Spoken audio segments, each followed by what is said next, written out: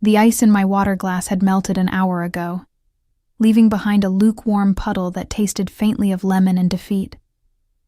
I pressed the cold glass against my forehead, hoping the minor relief might somehow extend to the throbbing ache in my feet. 6 hours into my shift at Celestino's, the upscale Italian restaurant where I'd been slinging overpriced pasta for the past 8 months, and my body had already reached its breaking point. The kitchen doors swung open with their usual aggressive force, releasing a blast of heat and the sharp scent of garlic and basil. Marco, the floor manager, appeared in the doorway, his perpetually creased forehead somehow even more wrinkled than usual. "Bella, table 12 needs water refills, and the party in the private dining room will be arriving in 20 minutes, he barked, barely glancing at me as he consulted his clipboard. "VIPs, don't mess this up." I nodded automatically, smoothing down my black server's apron for the 100th time that evening. The fabric was cheap, scratchy against my skin, and no amount of adjusting could make it sit right on my hips. Everything about this job felt like wearing someone else's clothes that didn't quite fit and never would. "Got it," I managed, my voice coming out raspier than intended. I cleared my throat and grabbed a pitcher of ice water, balancing it carefully as I navigated through the maze of linen-covered tables. Celestino's catered to a specific clientele, the kind of people who thought nothing of dropping $300 on a bottle of wine or ordering the chef's tasting menu on a Tuesday night. The dining room was all warm lighting and dark wood, designed to make the wealthy feel sophisticated while they conducted their business deals and extramarital affairs. I was the help. Invisible. Forgettable. And tonight, I was exhausted in a way that went beyond the physical.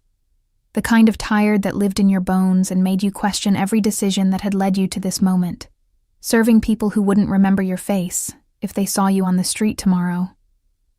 My apartment rent was due in 5 days. I was short by $200, even after picking up extra shifts. My car had started making a grinding noise that I couldn't afford to investigate, let alone fix. And my student loans, those persistent reminders of the degree I'd never finished, sent me increasingly aggressive emails every week. This was supposed to be temporary. That's what I'd told myself when I first tied on this apron, fresh from dropping out of Northwestern with a semester and a half to go. Just until I figured things out. Just until something better came along. That was 3 years ago. I finished refilling water glasses at table 12, a quartet of middle-aged businessmen who barely acknowledged my existence, and made my way back toward the kitchen. The restaurant had a strange energy tonight, a buzz of anticipation that I couldn't quite place. The staff moved with extra precision, and Marco had been even more high-strung than usual. "Who's coming to the private room?" I asked Sophia, one of the other servers, as she rushed past with a tray of appetizers. She shot me a look that was equal parts excitement and apprehension. "You really don't know? Would I be asking if I did?" Sophia glanced around, then lowered her voice. "Brandon Cavallo." The name meant nothing to me. I shrugged, waiting for elaboration. "Seriously?" Sophia's eyes widened. "Bella, he owns half the restaurants in Chicago, including this one, probably. He's..." She paused, choosing her words carefully. "He's connected, Italian family, very powerful, very dangerous. Mafia?" The word felt ridiculous on my tongue, like something from a movie rather than real life. "Nobody calls it that," Sophia hissed. "But yes, so don't do anything stupid, okay? Just serve, smile, and stay out of the way." Before I could respond, Marco materialized beside us, his face flushed with stress. "The Cavallo party is here. Bella, you're assigned to their room. Try not to screw it up." My stomach dropped. "Why me?" "Because Gina called in sick, and you're the only one available who isn't completely incompetent." He thrust a leather-bound menu toward me. "Go." The private dining room was at the back of the restaurant, accessible through a corridor lined with wine racks and soft lighting.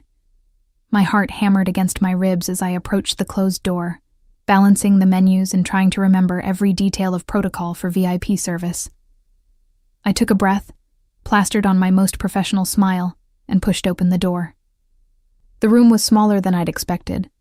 Intimate, with a single long table positioned beneath a chandelier that cast everyone in warm, golden light.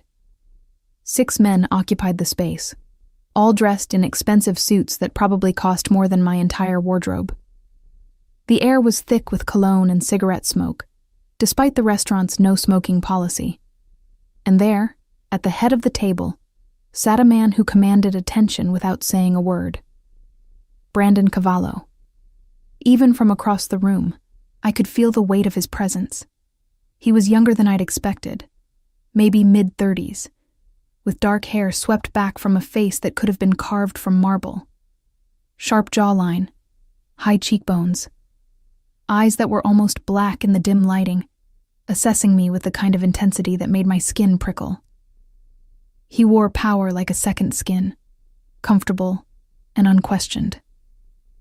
"Good evening, gentlemen," I said, my voice steadier than I felt. "Welcome to Celestino's. May I start you with something to drink?" The men barely looked at me, continuing their low conversation in Italian. But Brandon's gaze never wavered. He watched me approach the table, watched me set down the menus with hands that wanted to tremble, but didn't. "Water for the table," he said, his voice a low rumble with just a hint of an accent. "And bring us the 2015 Barolo. 2 bottles. I nodded, jotting down the order on my pad. "Of course, sir. I'll be right back with those." As I turned to leave, one of the other men said something in Italian that made the others laugh. I didn't understand the words, but the tone was clear enough. Dismissive. Crude. Brandon's response was swift and sharp, cutting through the laughter like a blade. The room fell silent. I didn't look back as I slipped out of the private dining room, my face burning with embarrassment I had no reason to feel. Whatever had just been said, Brandon had shut it down. Whether out of respect or authority, I couldn't tell. The rest of the service passed in a blur of wine pouring and course delivery. The men ate with the casual efficiency of people who dined well every night, their conversation flowing between English and Italian. I kept my eyes down, my presence as unobtrusive as possible, exactly as I'd been trained. But I could feel Brandon watching me. Every time I entered the room, every time I leaned forward to refill a glass or clear a plate, his dark eyes tracked my movements with an attention that felt almost predatory. It should have made me uncomfortable. It did make me uncomfortable. But there was something else there too. Something I didn't want to examine too closely. When I brought the check, presented in a leather folder that probably cost more than my weekly paycheck, Brandon barely glanced at it before tucking several $100 bills inside. "Keep the change," he said, his eyes meeting mine for just a moment. The tip was obscene, more than I made in a week. My hands shook slightly as I accepted the folder, murmuring my thanks. As the men began to rise, preparing to leave, one of them, a stocky guy with a scar bisecting his left eyebrow, approached me. He smelled like expensive whiskey and aggression. "You did good tonight, sweetheart," he said, his tone making the words feel slimy. "Real good. Maybe you'd like to join us for a drink sometime?" Before I could formulate a polite refusal, Brandon was there. He didn't touch the other man, didn't raise his voice. He simply existed between us, a wall of silent authority. "She's working, Sal," Brandon said, his tone mild but carrying an undercurrent of warning. "Let's go." Sal raised his hands in mock surrender, backing away with a grin that didn't reach his eyes. "Just being friendly, boss." The men filed out, leaving behind the lingering scent of their presence and an inexplicable tension in the air.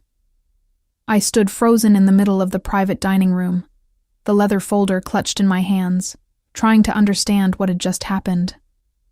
Marco appeared in the doorway, his expression a mixture of relief and curiosity. "Everything go okay?" "Fine," I said automatically.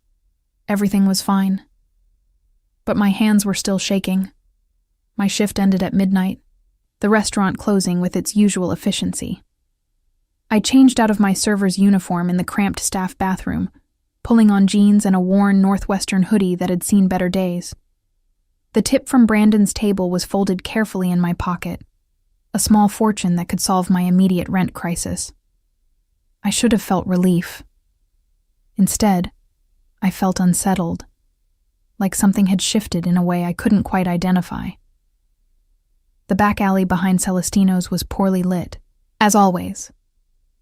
I walked quickly toward the street, my keys already in my hand, a defensive habit I'd developed after 3 years of closing shifts in the city. Halfway to the street, I heard voices. Laughter, female laughter, bright and champagne drunk. 3 women emerged from the shadows near the dumpsters, all dressed in cocktail dresses that screamed money and privilege. One of them, a blonde with perfectly styled waves, was someone I recognized from high school. Kaylee Morrison. We'd been friendly once, in that surface-level way of people who shared a few classes but never really connected. Oh my God. Bella? Bella Morgan? Kaylee's voice was too loud, too bright. She stumbled slightly on her heels, catching herself against her friend's shoulder. I haven't seen you in forever. What are you doing here? Working, I said, keeping my response neutral.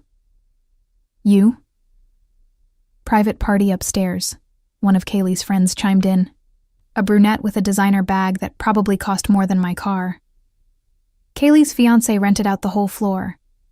How fun, I said, already edging toward the street. Well, it was good to see you. Wait! Kaylee grabbed my arm, her grip surprisingly strong for someone so drunk. You have to come with us. We're going to Noir. It's this exclusive club, super hard to get into, but Kaylee's fiancé got us on the list. I really can't.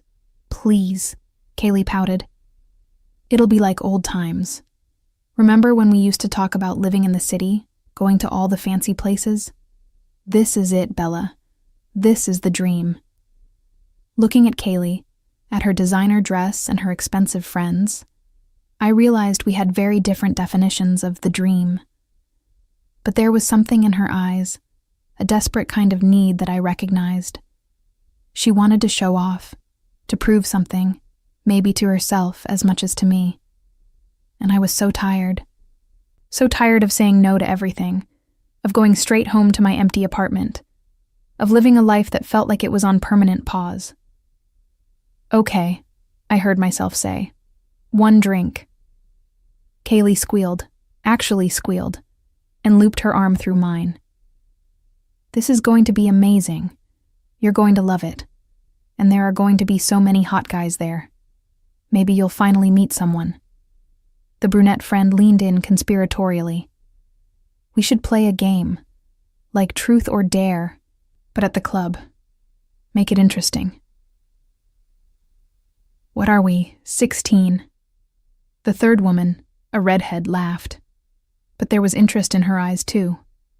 As we piled into an Uber, Kaylee's phone glowing with messages from her fiancé that she ignored, I wondered what I'd just agreed to. The tip money in my pocket suddenly felt heavier, like a talisman or a warning. I should have gone home, should have paid my rent, bought groceries, been responsible. But I didn't. And that choice, that one small decision to say yes instead of no, would change everything. Noir wasn't just a club. It was a statement, a declaration of wealth and exclusivity that began the moment our Uber pulled up to an unmarked black door on a street I'd walked past 100 times without noticing. No sign, no velvet rope, just a single doorman in a suit that probably cost more than my monthly rent. Kaylee swept forward with the confidence of someone who'd never been told no, dropping a name I didn't catch. The doorman nodded once, speaking into a discreet earpiece before opening the door to reveal a narrow staircase, bathed in purple light. "This way, ladies," he said, his voice professionally neutral. The bass hit me first as we descended, a rhythmic pulse that I felt in my chest before I heard it. Then came the light, strobing patterns of gold and crimson that transformed the underground space into something otherworldly. The club was packed, but not crowded. Every person there looking like they'd stepped out of a fashion magazine. I felt immediately out of place in my jeans and hoodie. "Come on!" Kaylee shouted over the music, grabbing my hand and pulling me toward a curved bar that glowed from within. "First round's on me." The bartender, a woman with sharp cheekbones and a sleeve of intricate tattoos, took our order with professional efficiency. 4 cosmopolitans materialized in front of us, the pink liquid catching the light like liquid gemstones. "To old friends and new adventures," Kaylee toasted, her eyes already glassy with alcohol and excitement. I sipped my drink, the vodka burning pleasantly on its way down. Around us, Chicago's elite mingled and danced, their conversations a blur of business deals and social climbing that I couldn't follow and didn't want to. Okay. The brunette, whose name I'd learned was Madison, leaned in close. "Truth or dare time. Bella, you first." "I'm not playing truth or dare," I protested, but my voice was lost in the music and their laughter. "Come on," Kaylee pleaded.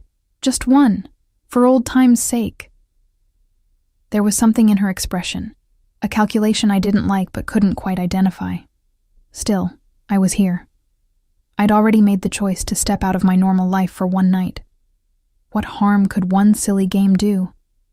Fine, dare. The word came out before I could think better of it. Madison and the redhead, whose name was apparently Sienna, exchanged glances that made my stomach tighten. They huddled together, whispering and giggling, while Kaylee watched me with an expression I couldn't read. "We dare you," Madison finally announced, her voice carrying a cruel edge of amusement. "To walk up to the hottest guy in this club, sit on his lap, and kiss him.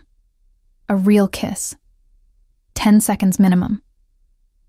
"Absolutely not," I said immediately. "That's assault, and insane." "It's just a dare," Sienna laughed. "Live a little, Bella. When's the last time you did something spontaneous?" "When's the last time I did something that didn't end badly?" I wanted to say. But they were all watching me now, waiting to see if I'd back down, if I'd prove myself as boring and predictable as they clearly thought I was. The vodka was making my edges fuzzy, my usual caution slipping, and maybe, just maybe, I was tired of being careful, tired of being invisible. Tired of a life where the most exciting thing that happened was getting a generous tip from a dangerous man, whose last name I couldn't even pronounce correctly. "Fine," I heard myself say, "but I picked the guy." The girls cheered, and Kaylee squeezed my arm with what felt like genuine excitement. "That's the spirit. Show us what Northwestern taught you." I drained the rest of my cosmopolitan for courage and scanned the club, looking for someone who seemed approachable, someone who might laugh off a stranger's kiss rather than take offense, someone safe. And that's when I saw him. Brandon Cavallo sat in a private booth, elevated slightly above the main floor, separated from the crowd by an invisible but unmistakable barrier of power. He was surrounded by men I recognized from the restaurant, including Sal with his scarred eyebrow, all of them engaged in conversation that looked far too serious for a nightclub. He'd changed from his dinner suit into something more casual, black jeans and a fitted black shirt that somehow made him look more dangerous, not less. His dark eyes swept the crowd with the casual assessment of a predator surveying his territory. Our eyes met across the strobing lights, and something electric shot through me. Recognition flickered in his expression, followed by something I couldn't identify. "Him," I said, pointing toward Brandon's booth before I could think better of it. "I choose him." All 3 women followed my gaze, and I watched the color drain from Madison's face. Not him. Anyone but him. "Why not?" I challenged, my liquid courage overriding my common sense. "You said the hottest guy in the club. That's him." "Bella, you don't understand." Kaylee grabbed my arm, her grip tight enough to hurt. "That's Brandon Cavallo. You can't just walk up to him. You can't just—" "I thought the whole point was to do something crazy," I interrupted, pulling free from her grasp. The vodka and the exhaustion and 3 years of saying no to everything had coalesced into a reckless determination. Or was this dare designed to make me look stupid? Something flickered in Kaylee's eyes. Guilt, maybe. Or fear. But I was already moving, weaving through the crowd toward the elevated booth. Security materialized as I approached, 2 massive men who moved to block my path. "I need to speak with Mr. Cavallo," I said, my voice steadier than I felt.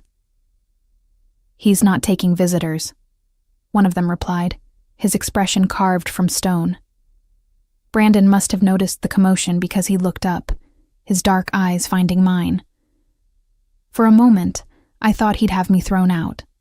Then his lips curved into something that might have been amusement, and he said something to the security guard I couldn't hear over the music. The wall of muscle parted, and suddenly I was standing at the edge of Brandon's booth, close enough to smell his cologne, the same cedar and spice from the restaurant, but mixed now with whiskey and something darker. "The server from Celestino's," he said, his voice a low rumble that I felt more than heard. "This is unexpected." All of his men were watching me now, their conversations forgotten. Sal grinned like he'd just won a bet. My heart hammered against my ribs. This was insane. I should apologize, walk away, forget this whole stupid dare.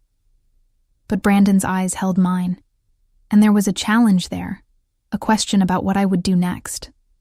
I thought about Kaylee's strange urgency for me to come here, about Madison's calculation, and the dare that seemed designed to humiliate me, about 3 years of being invisible, of saying yes, sir, and no, sir, and disappearing into the background of other people's lives. And I thought, just for tonight, I could be someone else, someone brave and reckless, someone who existed. "I have a dare," I said, the words coming out stronger than I felt. "From my friends, and I'm choosing you." Brandon's eyebrow rose slightly. "A dare. To sit on your lap and kiss you." I couldn't believe the words were coming out of my mouth. "For 10 seconds, if you're willing." The booth went silent. Even the music seemed to fade as every man there processed what I'd just said. Sal looked like Christmas had come early. Brandon studied me for a long moment, his expression unreadable. Then, slowly, deliberately, he leaned back against the leather booth and patted his thigh once. "By all means," he said, his voice carrying a dark amusement. "I'm curious to see how this plays out." My legs moved before my brain could catch up, carrying me around the table to where Brandon sat. Up close, he was even more overwhelming, all sharp edges and controlled power. I could see a faint scar along his jaw, partially hidden by the shadow of stubble. I sat down on his lap, my heart pounding so hard I was certain he could feel it. His thigh was solid beneath me, muscular and warm even through the denim. His hand came to rest on my hip, steadying me, the touch burning through the fabric of my jeans. "You're shaking," he observed, his breath warm against my ear. "Nervous?" "Terrified," I admitted, turning to face him. Our faces were inches apart now, close enough that I could see flecks of amber in his dark eyes. "Good," he murmured. "Fear keeps you alive." And then, before I could second-guess myself into paralysis, I kissed him. I'd meant it to be brief, performative, just enough to complete the dare and escape with whatever dignity I had left. But the moment my lips met his, something ignited between us. His hand tightened on my hip, pulling me closer, and his other hand came up to cup the back of my neck, with a possessiveness that should have alarmed me but didn't. He kissed like he did everything else, with absolute control and devastating precision. His lips moved against mine with a confidence that made my head spin, and when his tongue traced the seam of my mouth, I opened for him without thinking. The 10 seconds stretched into 15, 20, 30. Time became meaningless as I lost myself in the heat of his mouth. the solid strength of his body beneath me, the way his fingers threaded through my hair with a gentleness that contradicted everything I knew about him. When we finally broke apart, both breathing harder than we should be, I could feel every eye in the booth on us. The club's music came rushing back, too loud and too real. "Well," Brandon said, his voice rougher than before, his thumb tracing my jaw with unexpected tenderness. "That was—" The explosion of gunfire cut him off. The sound was deafening even over the music, a rapid staccato of shots that sent the club into immediate chaos. People screamed, diving for cover as the strobing lights continued their oblivious dance. Brandon moved with inhuman speed, flipping me beneath him in one fluid motion, his body a shield over mine as more shots rang out. I could feel his heartbeat against my back, steady despite the chaos, could smell gunpowder mixing with his cologne. "Stay down," he commanded, his voice hard with authority. His men had already drawn weapons, returning fire toward the club's entrance where a group of armed men had appeared. The beautiful people of Noir were now a stampeding mass of panic, crushing toward any available exit. Through the chaos, I heard a voice shouting in Italian, harsh and commanding. Brandon's body tensed above me, recognition and fury rolling off him in waves. "The Morettis," he growled, the name carrying the weight of generational hatred. "Sal, get her out through the back. Now." "Boss! Now!" Brandon roared, and suddenly I was being hauled to my feet by Sal's meaty hands, pulled toward a door I hadn't noticed before. I looked back once, saw Brandon standing fully now, a gun in his hand that he wielded with the casual familiarity of someone who'd done this before. His eyes met mine across the chaos, and something passed between us that I didn't understand.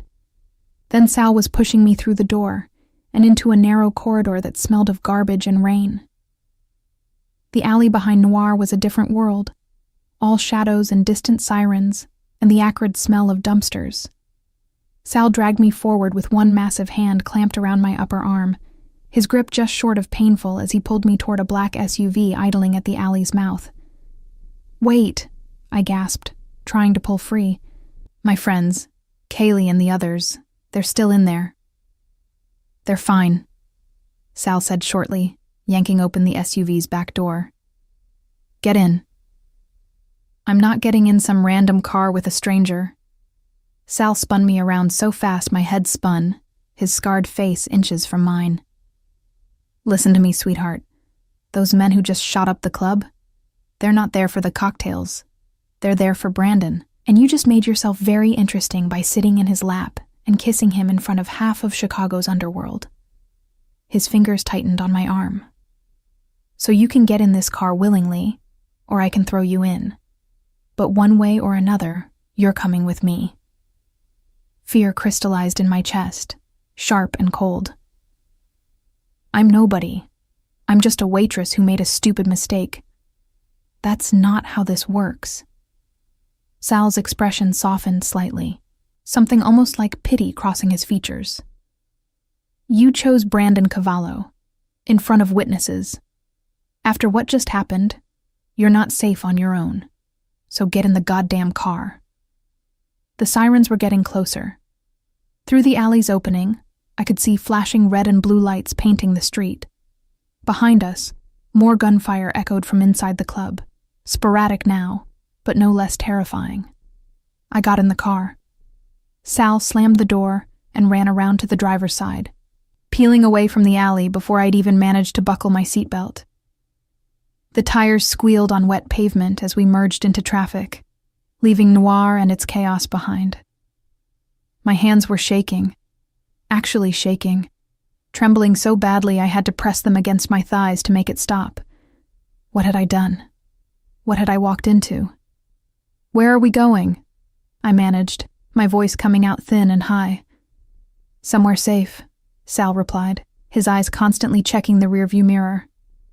"Brandon will meet us there once he's handled the situation." "Handled the situation," I repeated numbly. "You mean the armed men who just tried to kill him? That situation?" Welcome to the life, sweetheart. We drove in silence through streets I recognized, then through areas I didn't, moving steadily away from the city's glittering center toward industrial zones where buildings crouched dark and empty. The adrenaline was starting to fade, leaving behind a bone-deep exhaustion and a creeping sense of unreality. This couldn't be happening. An hour ago, I'd been a waitress accepting a dare. Now I was fleeing a shootout in an SUV driven by a man who carried a gun as casually as I carried my keys. My phone buzzed in my pocket. I pulled it out to find a dozen missed calls from Kaylee and a string of increasingly frantic texts. "Where are you, Bella? OMG, are you okay? Police are here, please tell me you're safe. This wasn't supposed to happen." That last message made my blood run cold. This wasn't supposed to happen. As if something else had been planned. As if the dare hadn't been random at all. "Who are the Morettis?" I asked, shoving my phone back in my pocket without responding to Kaylee's messages. Sal's jaw tightened. "Rival family. They've been trying to move into Brandon's territory for the past 6 months. This was their play, taking him out in public to show they're not afraid. And they failed. They always do." There was pride in Sal's voice. "Brandon's not easy to kill. People have been trying for years." The SUV turned into an underground parking garage, descending several levels before pulling into a spot near an elevator. Sal killed the engine but didn't immediately move to get out. Instead, he turned to look at me, his scarred face serious. "Look, I'm going to level with you, because you seem like a decent kid who got in over her head." He paused, choosing his words carefully. "That kiss you gave Brandon? That was witnessed by about 40 people, including several who work for families allied with ours. In our world, that kind of public claim means something. It's a statement." "I didn't claim anything," I protested. "It was just a stupid dare. Doesn't matter. Perception is reality in this business." Sal's expression was almost sympathetic. "Those Moretti soldiers who attacked tonight? They saw you. They know Brandon protected you during the shooting. By tomorrow, everyone in Chicago will think you're his girl."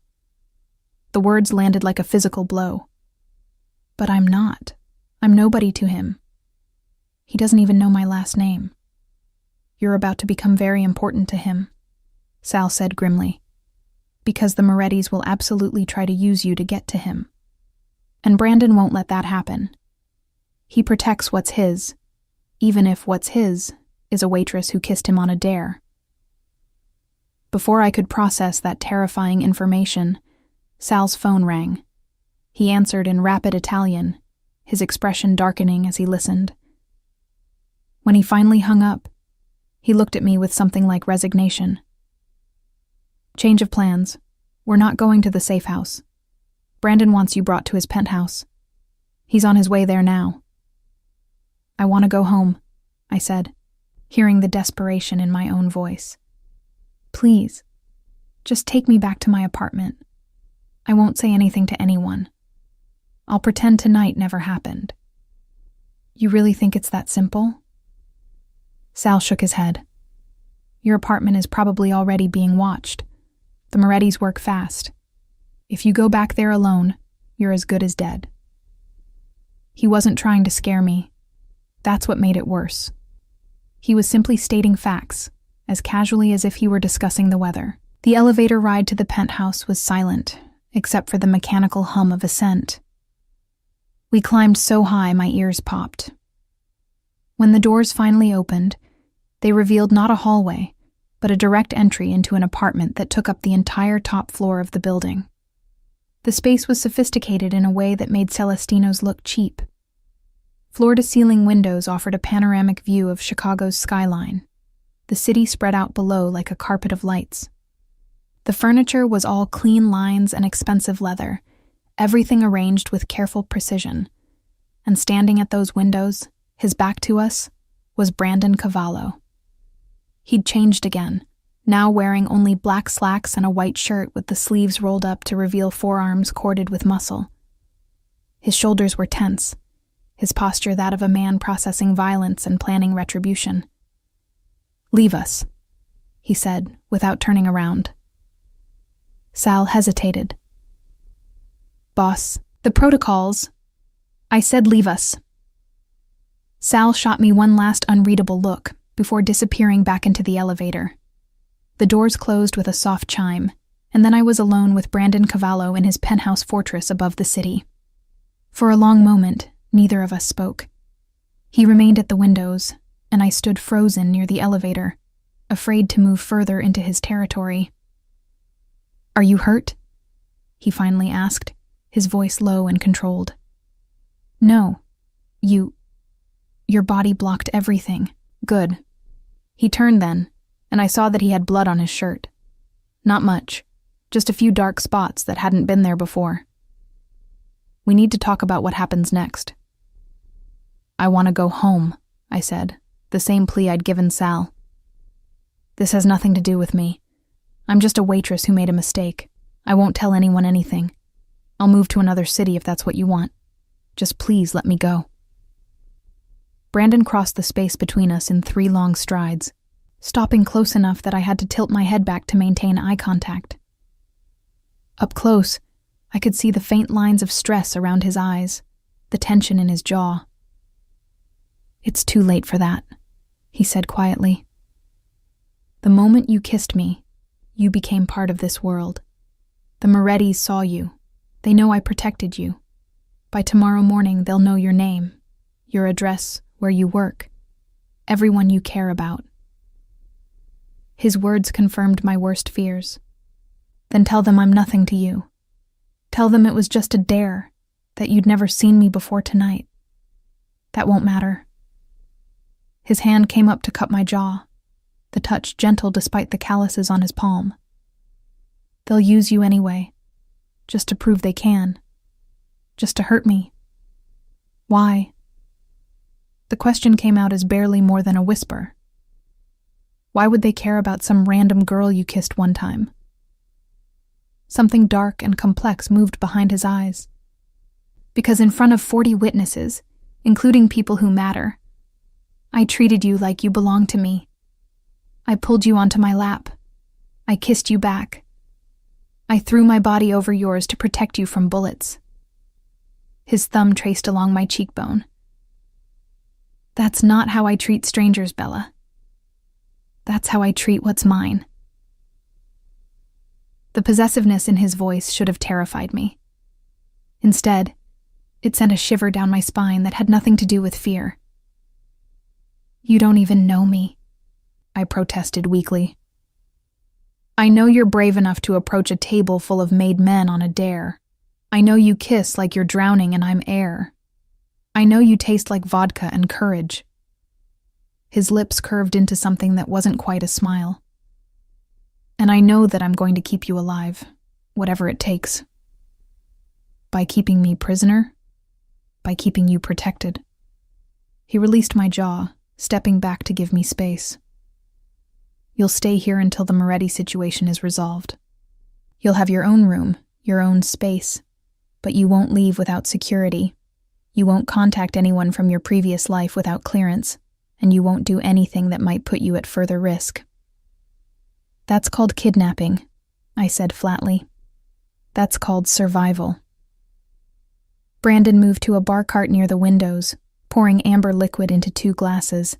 He brought one to me, pressing it into my hand. "Drink. You're in shock." I wanted to refuse, to maintain some shred of defiance. But my hands were still trembling, and the whiskey might help steady them. I took a sip, the liquid burning pleasantly down my throat. "How long?" I asked. "How long until the Moretti situation is resolved?" Brandon's expression darkened. "As long as it takes. Could be days. Could be weeks. Depends on how stupid they want to be. I have a job, bills, a life. Not anymore." The words were brutal in their honesty. "Your manager at Celestino's has already been informed you're taking an extended leave. Your rent will be paid. Any outstanding debts handled. You'll want for nothing. Except freedom." Except the freedom to get yourself killed, yes. He drained his own whiskey in one swallow. I understand you're angry. You have every right to be. But this isn't a negotiation, Bella. This is me telling you how things are going to be until I can guarantee your safety. I should have been screaming. Should have been demanding a lawyer, my phone, something. But exhaustion was creeping in at the edges, making everything feel distant and unreal. The adrenaline crash was hitting hard, and suddenly I could barely keep my eyes open. Brandon must have noticed because his expression softened marginally. Elena will show you to your room. Get some rest. We'll talk more in the morning when you're thinking clearer. A woman appeared as if summoned, middle-aged and efficient-looking, her dark hair pulled back in a severe bun. She nodded to Brandon with familiar respect before gesturing for me to follow her. This way, Miss Bella. The guest room was larger than my entire apartment, all soft grays and whites, with a bed that looked like something from a luxury hotel. There was a bathroom attached, complete with a soaking tub and shower with more controls than my car. A walk-in closet held clothes in my size, everything still bearing designer tags. How? I asked Elena, touching one of the silk blouses with numb fingers. Mr. Cavallo made some calls, she said simply. If anything doesn't fit or isn't to your taste, just let me know. I'll have it replaced. She left me alone in this beautiful prison, and I sank onto the edge of the bed, still wearing my jeans and Northwestern hoodie, still smelling like the club and fear and Brandon's cologne. My phone buzzed again. More messages from Kaylee. Please answer me. I'm so sorry this wasn't supposed to go like this. I stared at that last message for a long time. This wasn't supposed to go like this. Meaning there had been a plan. Meaning the dare had been deliberate. Meaning Kaylee had set me up for something. But what? And why? I was too tired to puzzle it out now. I set my phone aside and lay back on the bed, staring at the ceiling. Somewhere in this penthouse, Brandon Cavallo was probably planning his retaliation against the Morettis. Somewhere in the city, armed men were looking for ways to get to him through me. And I was just Bella Morgan, waitress, college dropout, nobody special. 24 hours ago, my biggest worry was making rent. Now I was caught in a war between crime families because I'd accepted a dare and kissed the wrong man.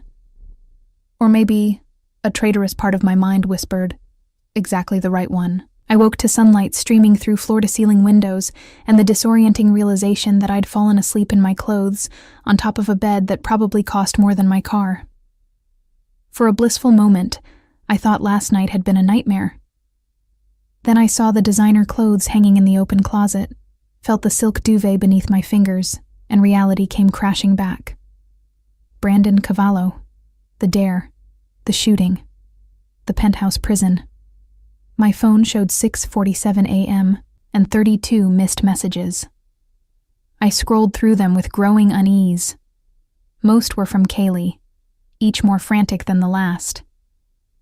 But there were also messages from numbers I didn't recognize, warnings to stay away from Brandon, threats about what happened to girls who got involved with the wrong men. The Morettis, I realized with a chill. They'd already found my number. A soft knock at the door made me jump. Miss Bella? Elena's voice came through the wood.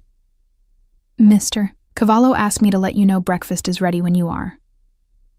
I wanted to refuse, to stay locked in this room and pretend none of this was happening, but my bladder had other ideas, and the smell of coffee drifting through the penthouse was impossible to ignore. I showered quickly, using the array of luxury products that had appeared overnight like magic. The hot water helped clear my head, but it couldn't wash away the fundamental problem. I was trapped here until Brandon decided otherwise, caught in a world I didn't understand with rules I'd never learned. The clothes in the closet fit perfectly, which was both convenient and deeply unsettling. Someone had known my exact measurements, had anticipated my needs before I'd even known I'd be here. I selected the most casual option I could find, dark jeans that hugged my curves, and a soft gray sweater that made me feel less exposed than the silk blouses. Brandon was waiting in the kitchen, or what passed for a kitchen in a penthouse that probably had a private chef on call. He'd changed into a crisp navy suit, his dark hair still damp from his own shower, looking every inch the powerful businessman, rather than the dangerous criminal I knew him to be. "Good morning," he said, his voice neutral as he poured coffee into an expensive-looking mug. "How did you sleep?" "Like a prisoner," I replied, accepting the coffee he offered. The first sip was perfect, strong and black, exactly how I took it. Another detail someone had known about me. "You're not a prisoner, Bella. You're a protected guest. A guest who can't leave. That's called a prisoner where I come from." I set the mug down with more force than necessary. "How long is this going to last? And don't give me the 'as long as it takes' line again." Brandon studied me for a long moment, something like respect flickering in his dark eyes. "The Morettis made their move last night. Now it's my turn. These things have a rhythm to them. Action, response, escalation. If I handle this correctly, you could be free in a few days. And if you don't, then we're both in for a longer stay." He gestured to a plate of pastries and fresh fruit that looked like it came from a 5-star hotel. "Eat. You'll need your strength."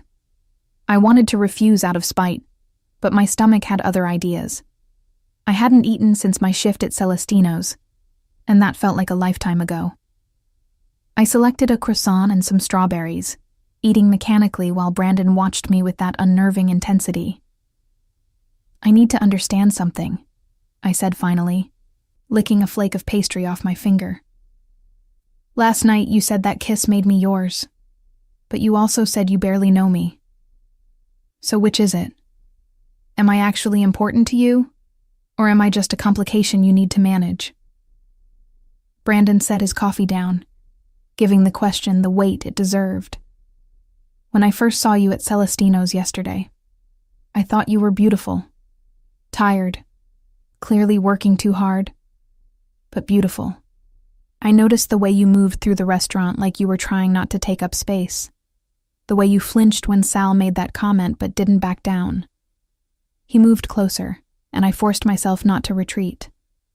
"Then you walked into my booth at Noir, shaking but determined, and offered yourself up like a sacrifice for some stupid dare. And when you kissed me..." He paused, his hand coming up to trace along my jaw. "When you kissed me, something shifted, something I wasn't expecting." "That's not an answer," I whispered, even as my body betrayed me by leaning into his touch. "The answer is both," he said simply. "You're a complication I didn't plan for, and you're important to me in ways I'm still figuring out. But regardless of which category you fit into, I protect what's mine. That's not negotiable." Before I could respond, his phone rang. He glanced at the screen, his expression hardening. "I need to take this. Elena will be nearby if you need anything. Don't leave the penthouse."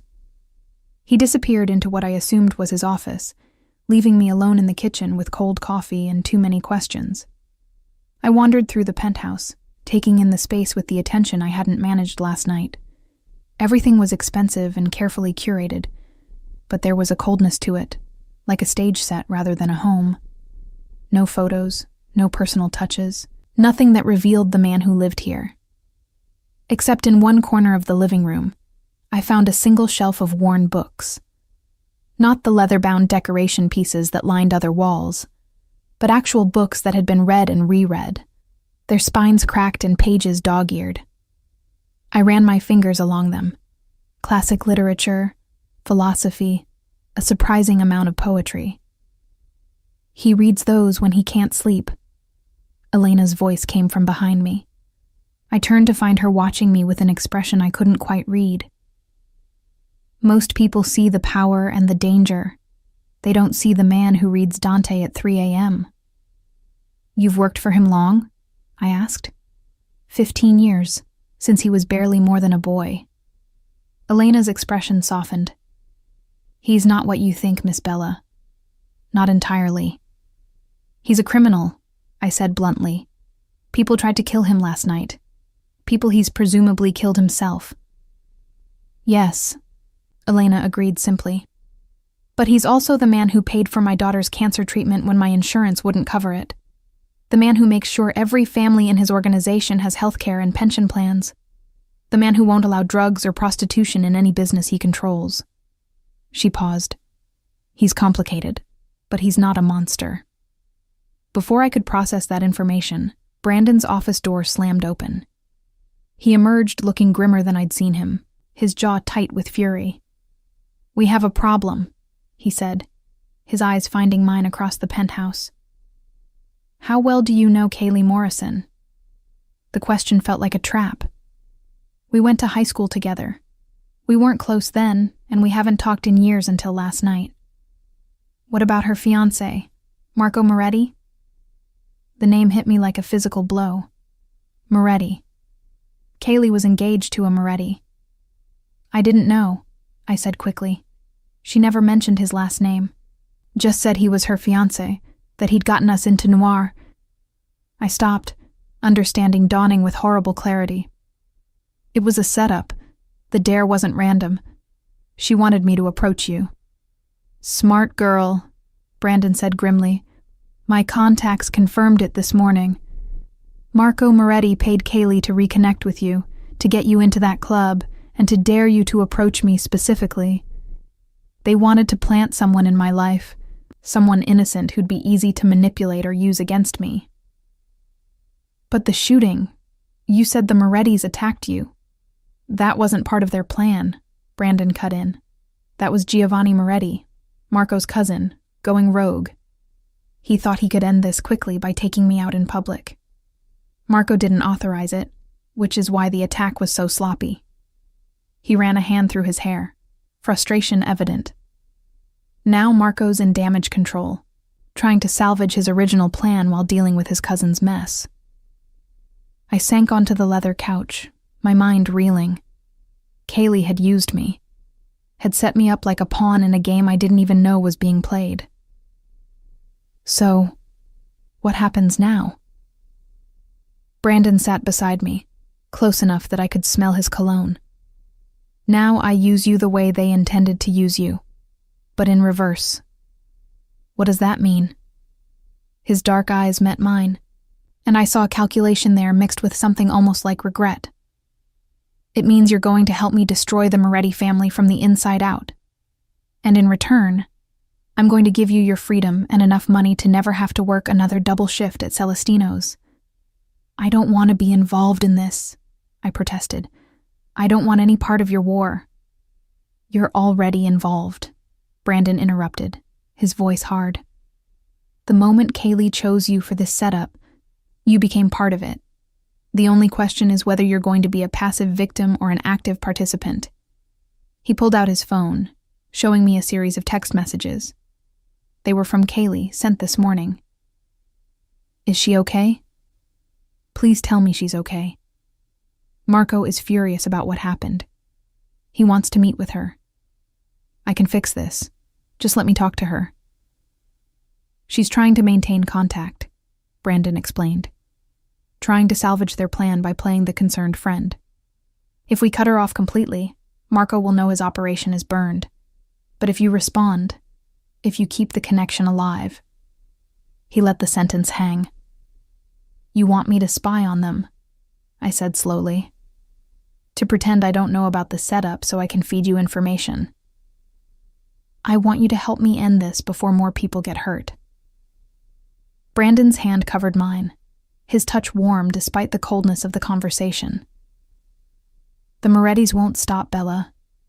Even if I let you go, even if you disappear, they'll find you eventually.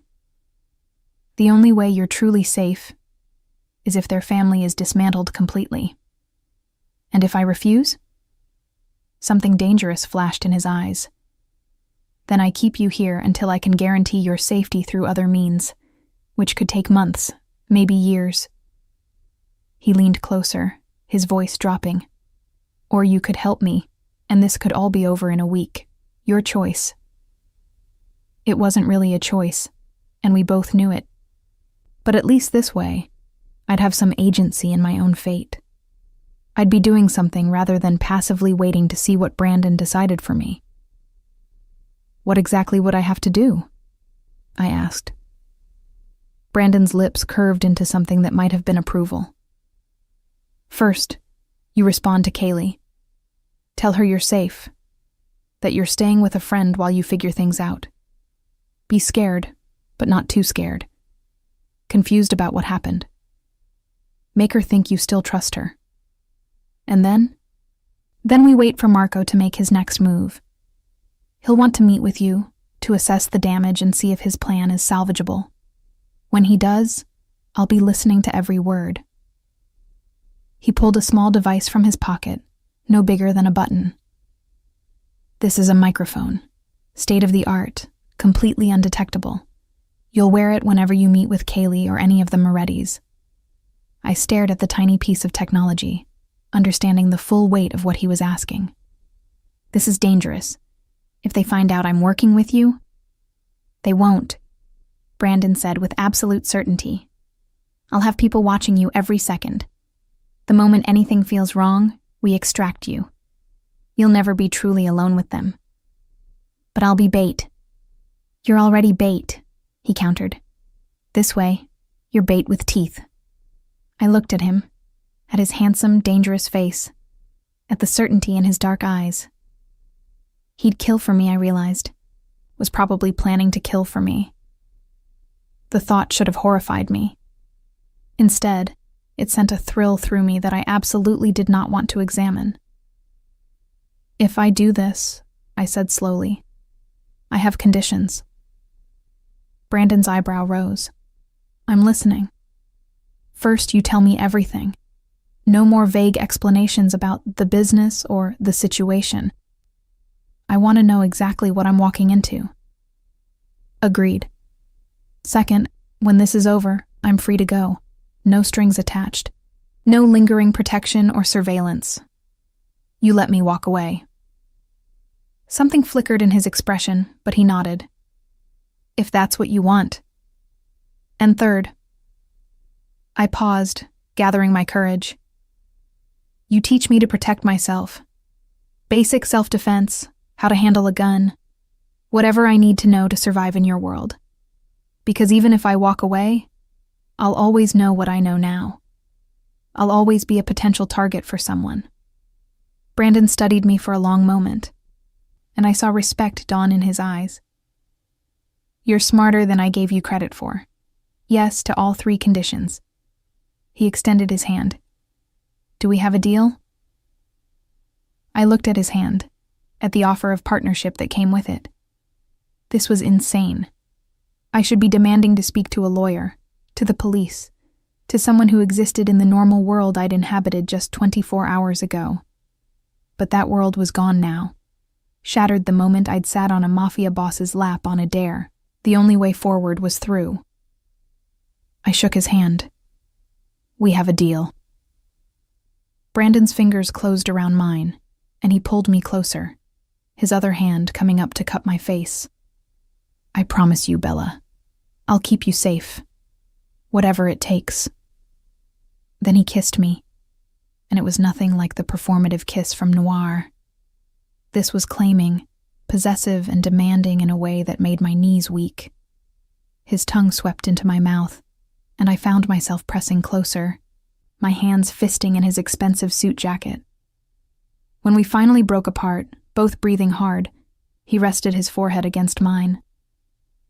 You taste even better when you're not terrified, he murmured. I'm still terrified, I admitted, just in a different way.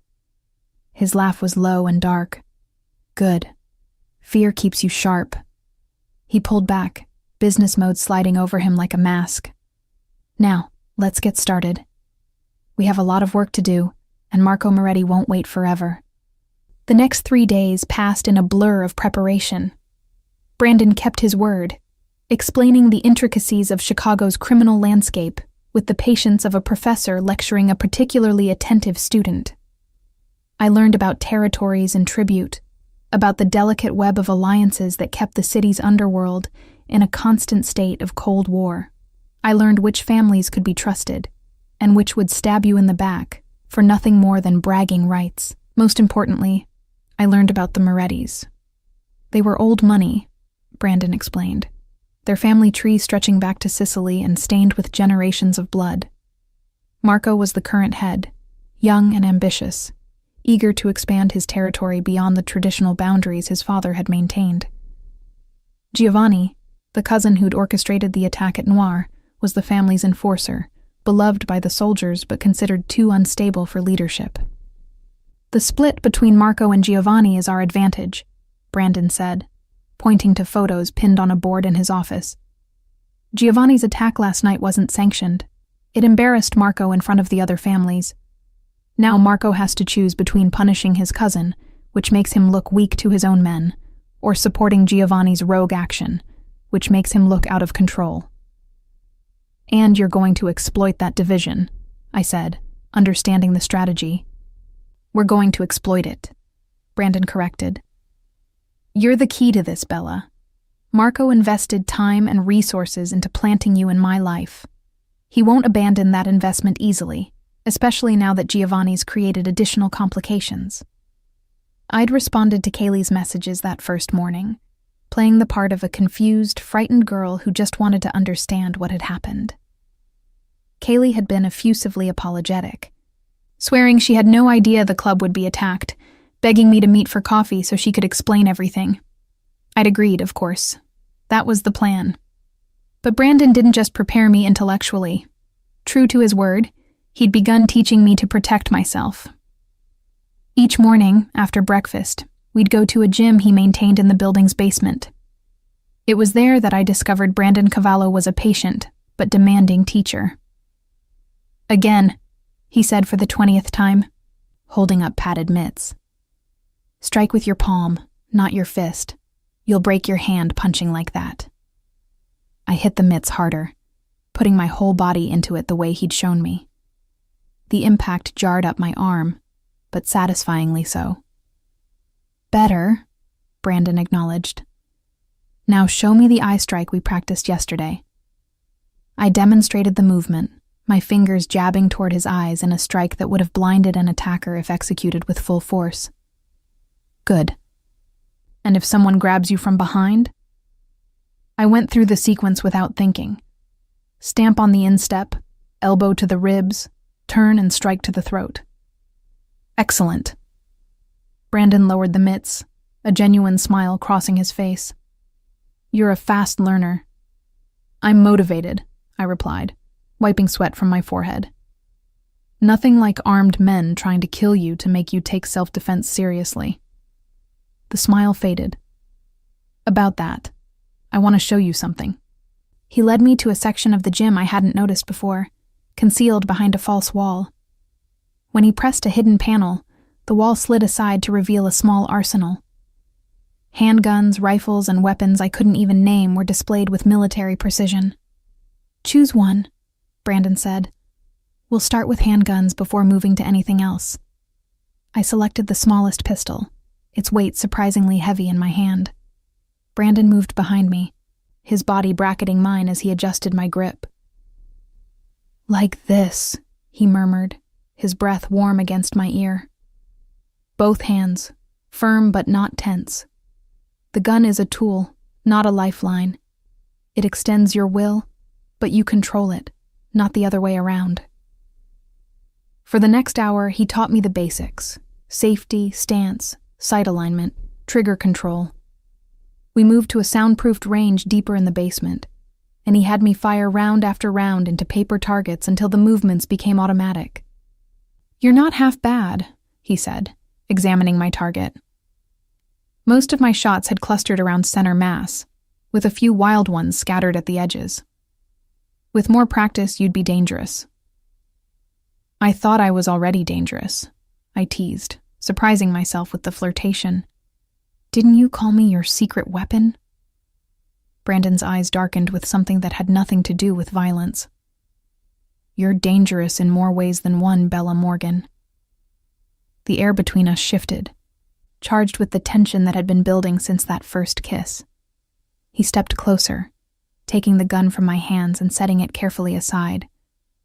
His fingers traced along my jaw, tilting my face up to meet his gaze.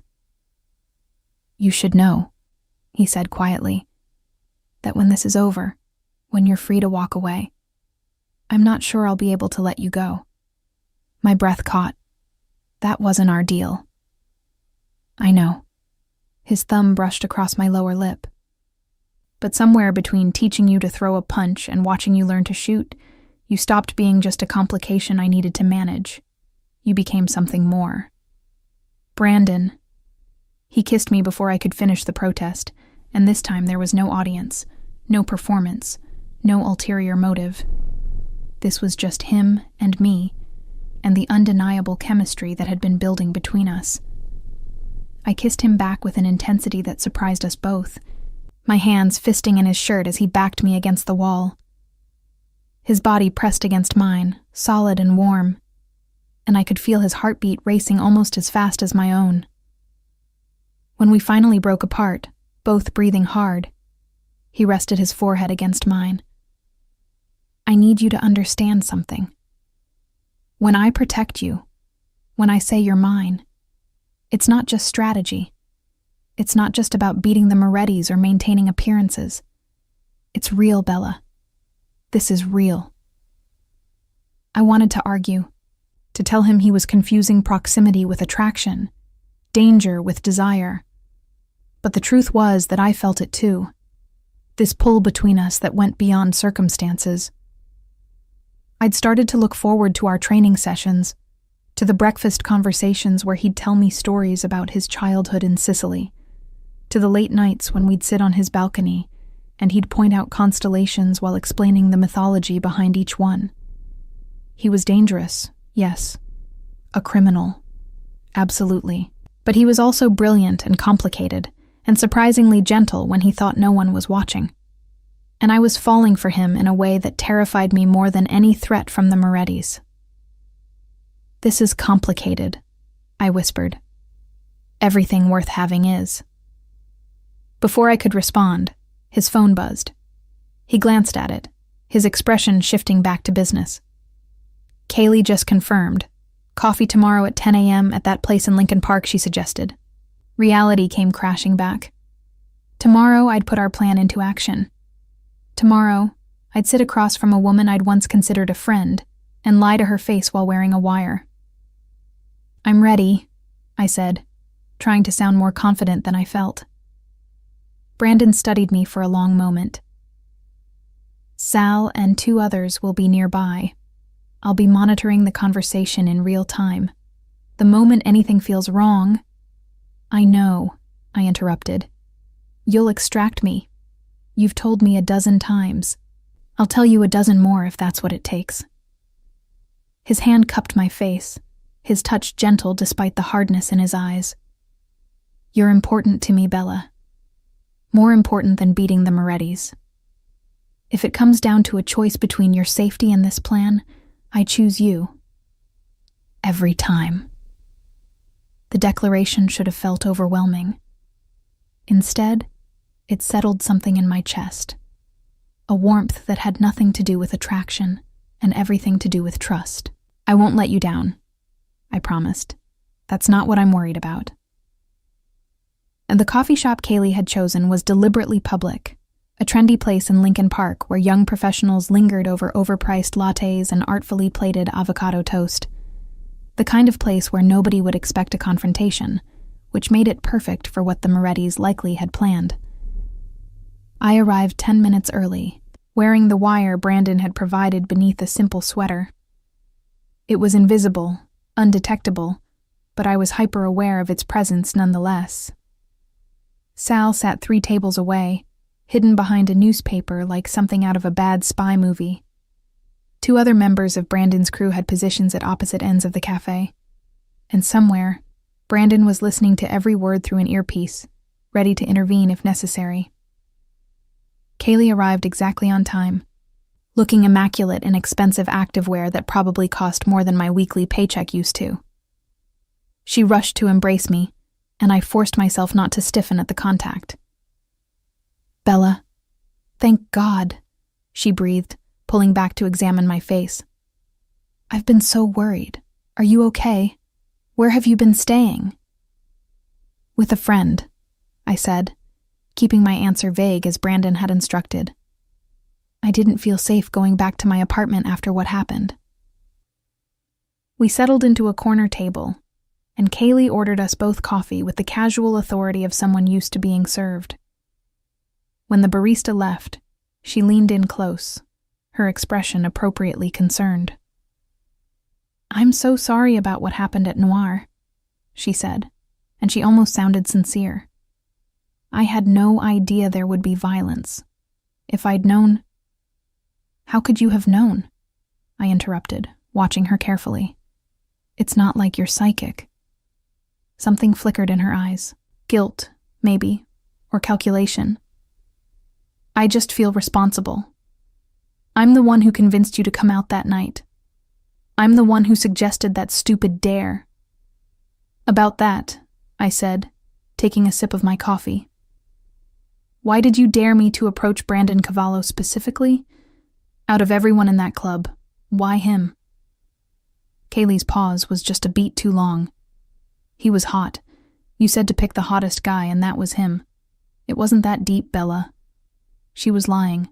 I could see it in the way her eyes slid away from mine, in the slight tension around her mouth. But I played along, nodding as if I believed her.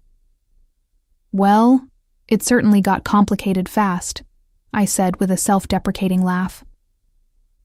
"One kiss, and suddenly I'm caught in the middle of some gang war." "Is that what Cavallo told you?" Kaylee asked, a little too quickly. "That it was a gang war?"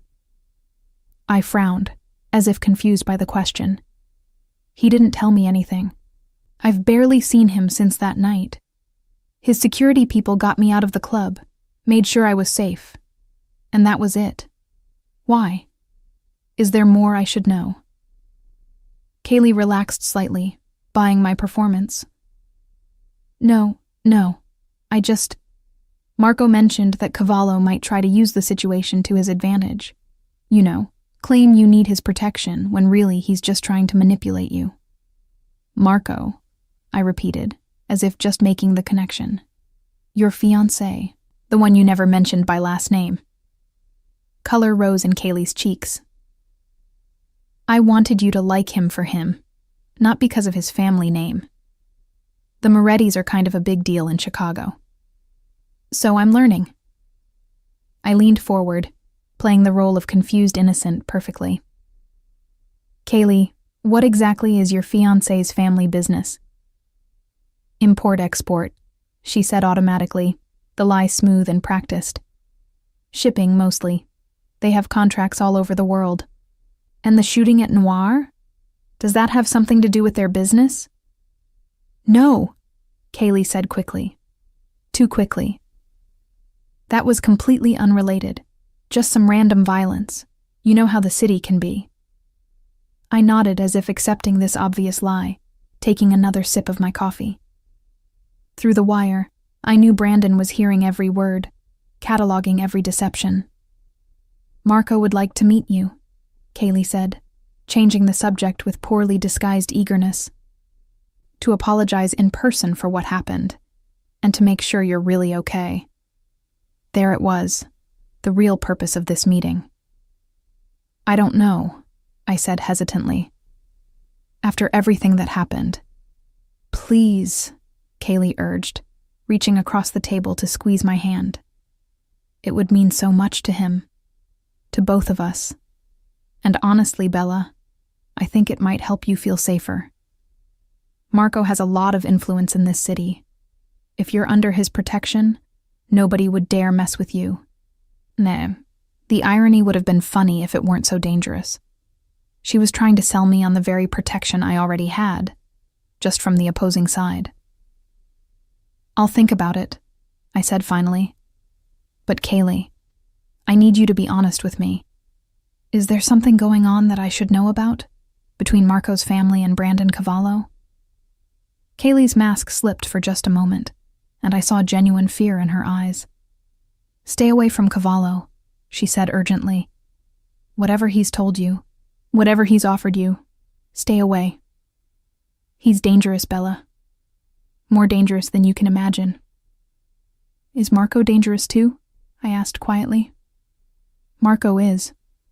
She paused, choosing her words carefully. Marco is complicated, but he's good to the people he cares about, and I think he'd care about you, especially because you're important to me. Because I'm your old friend, I said, watching her face. Because you're my old friend, she agreed. But the lie sat heavy between us. We finished our coffee with strained small talk about old high school classmates and memories that felt like they belonged to different people. When Kaylee finally left, promising to text me about meeting Marco, I remained at the table, finishing my now cold coffee and trying to process everything I'd just learned. She was good. I'd give her that. If I hadn't known about the setup, I might have believed her concern was genuine. But every word had been calculated, every gesture designed to manipulate me toward exactly where the Morettis wanted me. My phone buzzed with a text from Brandon. You did perfectly. Come home. Home. When had I started thinking of his penthouse as home? Sal materialized at my elbow, his scarred face impassive. Car's waiting, sweetheart. Let's go. The drive back was quiet, Sal's usual gruffness subdued. When we pulled into the building's private garage, Brandon was already there, waiting by the elevator. How do you feel? He asked as soon as I was within earshot. Like I just betrayed someone who betrayed me first, I admitted. It's complicated. He pulled me into his arms and I went willingly, pressing my face against his chest and breathing in his familiar scent. You did well, he murmured into my hair. We got everything we needed. What happens now? Now we wait for Marco to make his next move. And when he does, Brandon's arms tightened around me. We'll be ready. Marco Moretti's invitation came through Kaylee 2 days later. Dinner at Rossi's, an upscale Italian restaurant in the Gold Coast that, according to Brandon's intel, was neutral territory, not controlled by either family, but respected by both. The invitation extended to, and guest, which Marco surely knew meant I'd bring Brandon if I had any sense. I didn't. Or at least, that's what we wanted him to think. This is the move, Brandon explained, studying the message on my phone. Marco's trying to separate you from my influence, to get you alone where he can make his pitch. He'll promise protection, probably offer you money, and subtly suggest that aligning with me is dangerous. So I should refuse? No, you accept. But you insist on bringing a friend for safety, someone female, non-threatening, someone Marco won't see as part of my organization. That's how Elena ended up being recruited for spy duty. She cleaned up beautifully, I discovered. Her usual severe appearance transformed by elegant styling and a designer dress that made her look like someone's sophisticated aunt rather than a housekeeper for the mob. I used to do this for Mr. Cavallo's father, she explained as we prepared for the dinner. Before I retired to quieter duties. Don't worry, Cara. I know how to handle men like Marco Moretti. The wire I wore for this meeting was even more sophisticated than the first, disguised as an expensive necklace Brandon had given me that morning. If anything goes wrong, he'd said while fastening it around my neck. Anything at all, you say the code word and we storm the place. I don't care about the mess or the exposure. Your safety comes first. The code word was Northwestern, a reference to my abandoned degree that would sound natural in conversation, but specific enough to trigger an immediate response. Rossi's was elegant in that old-world way, all dark wood and candlelight, with a pianist playing soft jazz in one corner. Marco had reserved a private table in an alcove that offered both intimacy and a clear view of the entire restaurant. Strategic positioning. He stood when we approached, and I got my first real look at the man who'd orchestrated this entire mess. Marco Moretti was handsome in a polished way, his dark suit perfectly tailored, his smile carefully calibrated to put me at ease. He looked like a young executive, not a crime lord. Bella, he said warmly, taking my hand and kissing it in a gesture that felt both courtly and possessive. I'm so glad you agreed to meet, and you brought a friend. Excellent. This is my Aunt Elena, I lied smoothly. She's visiting from out of town, and I didn't want to leave her alone. Elena played her part perfectly, offering a polite smile and a limp handshake that suggested she was neither impressed nor intimidated by Marco Moretti. Pleasure, she said in accented English, thickening her natural inflection deliberately. We settled into our seats, and Marco immediately took control of the conversation, ordering an expensive bottle of wine and suggesting dishes like he owned the restaurant. Maybe he did. First, let me apologize, he began once the server had departed. What happened at Noir was inexcusable. You were caught in something that had nothing to do with you, and for that I am deeply sorry. Kaylee said it was random violence, I replied carefully. Just wrong place, wrong time. Something flickered in Marco's eyes. Approval, maybe, that I was sticking to the script. In a sense, yes. But Chicago can be dangerous for beautiful women who catch the wrong person's attention. He paused meaningfully. Brandon Cavallo's attention, for instance. I barely know Brandon Cavallo, I said, which was technically true if you ignored the fact that I'd been living in his penthouse and learning to shoot his guns. I served his table at the restaurant where I work. Then there was that stupid dare at the club. That's the extent of our relationship. Is it? Marco's smile didn't reach his eyes. Because my sources tell me you've been staying somewhere other than your apartment since that night. Somewhere you won't tell even your good friend Kaylee about. My pulse quickened, but I kept my expression neutral. I'm staying with another friend. After what happened, I didn't feel safe going back to my place alone. Is that strange? Not strange. Understandable.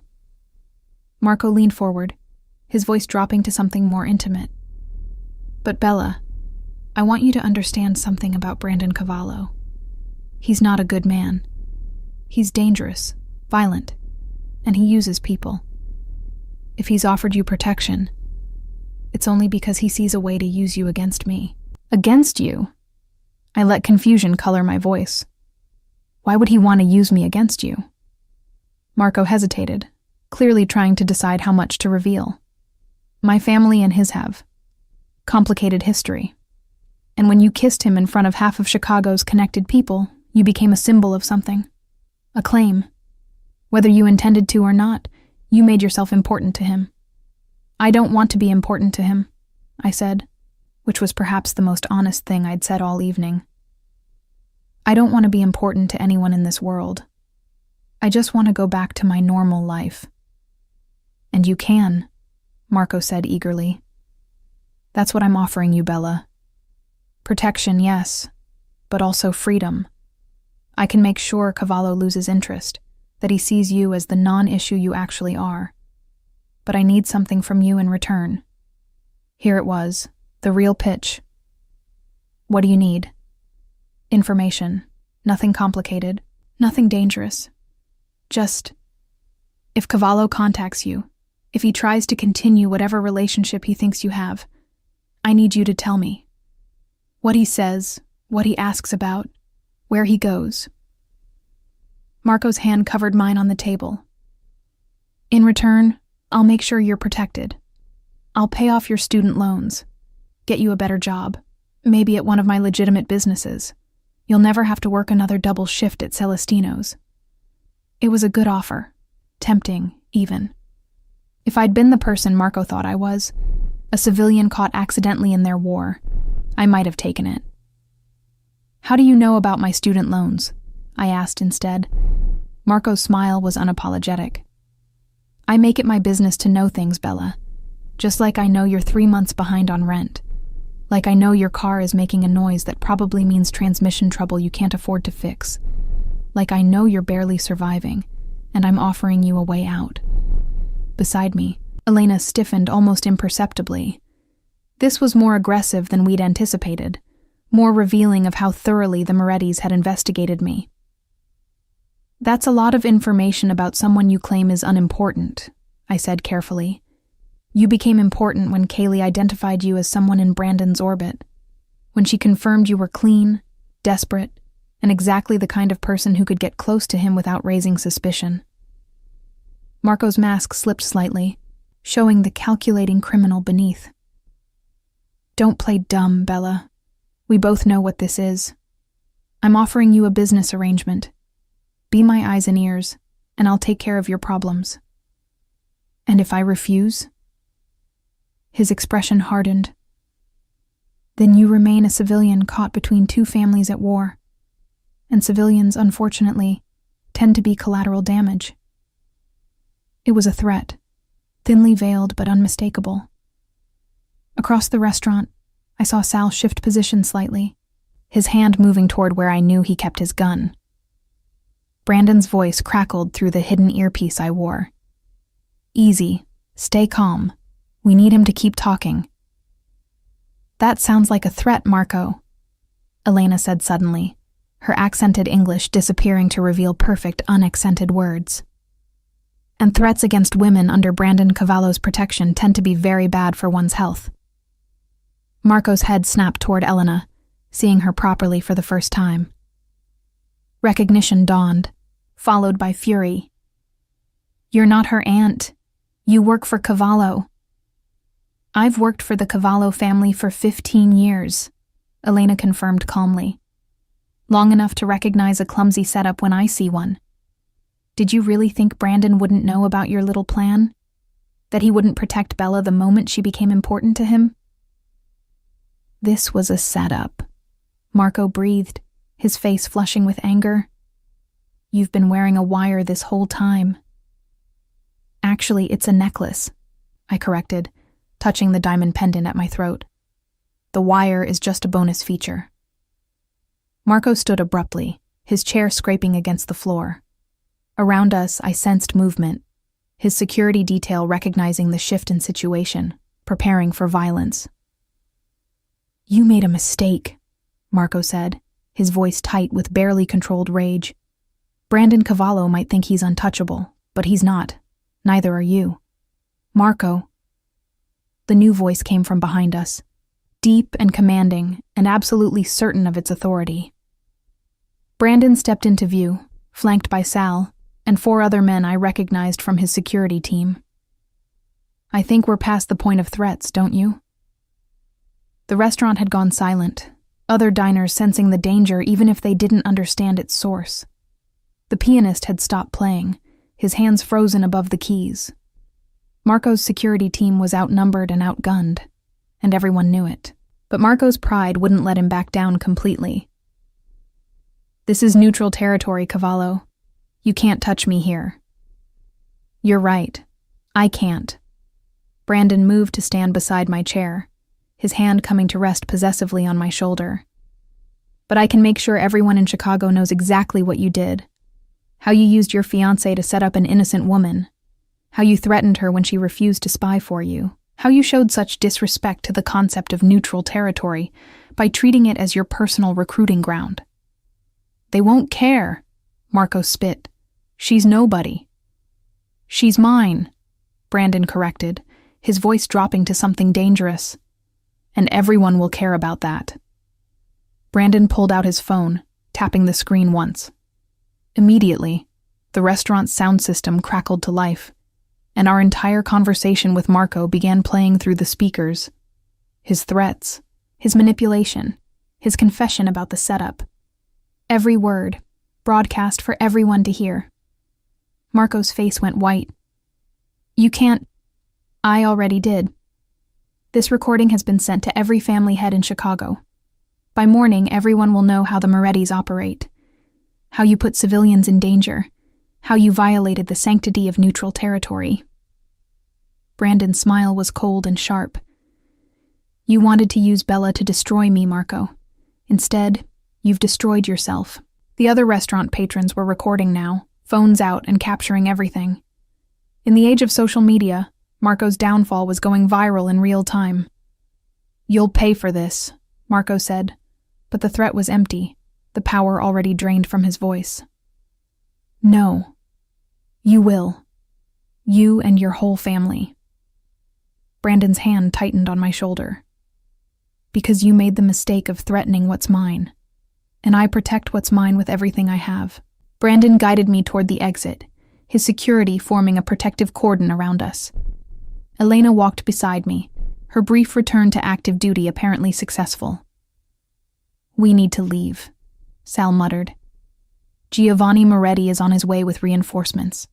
This is about to get messy. We moved quickly, but without panic, piling into waiting SUVs that peeled away from the restaurant just as more cars arrived. Through the rear window, I watched chaos unfold, Giovanni's men confronting Marco's security, the situation escalating exactly as Brandon had predicted. Did you know Giovanni would come? I asked as we drove back to the penthouse. I counted on it, Brandon admitted. Marco and Giovanni have been at odds since the Noir attack. This public humiliation will be the final straw. By morning, the Moretti family will be too busy with their own civil war to worry about you or me. The penthouse felt like a sanctuary after the tension of the restaurant. Elena disappeared to her quarters, leaving Brandon and me alone in the living room with its view of the glittering city below. It's over? I asked, still trying to process everything that had happened. The immediate threat? Yes. Marco's reputation is destroyed, his authority undermined. He'll be lucky if his own family doesn't remove him from power. Brandon poured us both whiskey, handing me a glass. You're safe, Bella. You can go back to your life whenever you're ready. It was what I'd wanted, what we'd agreed on. Freedom, a return to normalcy. But as I stood there in Brandon's penthouse, looking at the man who'd protected me, taught me, shown me a world I never knew existed, I realized something had changed. I'd changed. What if I don't want to go back? The words came out before I could stop them. What if that life doesn't fit me anymore? Brandon set his glass down, turning to face me fully. What are you saying? I'm saying that somewhere between learning to shoot your guns and wearing a wire to dinner with a crime boss, I stopped being that scared waitress from Celestino's. I'm saying that you were right. This is real. What's between us? It's real. I moved closer, closing the distance between us. I'm saying I choose you, if you'll have me. Bella, he breathed, his hands coming up to frame my face. You understand what you're choosing? This world, this life. It's dangerous. It's complicated. You'll never be fully safe. I'll be safer with you than without you, I replied. And I'd rather be in danger with you than bored without you. He kissed me then, and it was different from all the other kisses. This one was a promise, a claiming that went both ways. I was his, yes, but he was mine too. Equal partners in this dangerous world we'd navigate together. When we finally broke apart, both breathless, he pulled me against his chest, and I could hear his heartbeat, steady and sure. Our daughters are going to be terrifying, he murmured into my hair. Our daughters? I pulled back to look at him, surprised. Years from now, he clarified, a smile playing at his lips. When we've made this city safe enough to raise them in, when we've built something better than what came before, our daughters will be fierce and smart, and they'll know how to handle themselves in any situation. That's quite a future you're planning, I said, but I was smiling too, imagining it. I'm a strategist, remember? I plan everything. His expression grew serious. But I mean it, Bella. If you choose this, if you choose me, I want everything. Not just today or tomorrow. Everything. I thought about the dare that had started all of this. The simple act of sitting on a stranger's lap and kissing him. How that one moment of reckless bravery had transformed my entire life, had led me here, to this man, to this choice. Some people would say I was crazy. Stockholm Syndrome or trauma bonding or any number of psychological explanations for why a former waitress would choose to stay with a mafia boss. But they hadn't been there. They hadn't seen the gentleness beneath Brandon's dangerous exterior, hadn't experienced the respect and partnership he offered. They didn't understand that sometimes the most dangerous thing you could do was the safest choice you could make. Everything, I agreed, sealing the promise with another kiss. Below us, Chicago glittered with possibility. Somewhere out there, the Moretti family was tearing itself apart. Somewhere, other families were recalibrating their relationships with the Cavallo organization. Somewhere, the world was shifting to accommodate this new reality. Brandon Cavallo and his fearless partner who'd walked into his world on a dare and decided to stay. And I wouldn't have it any other way.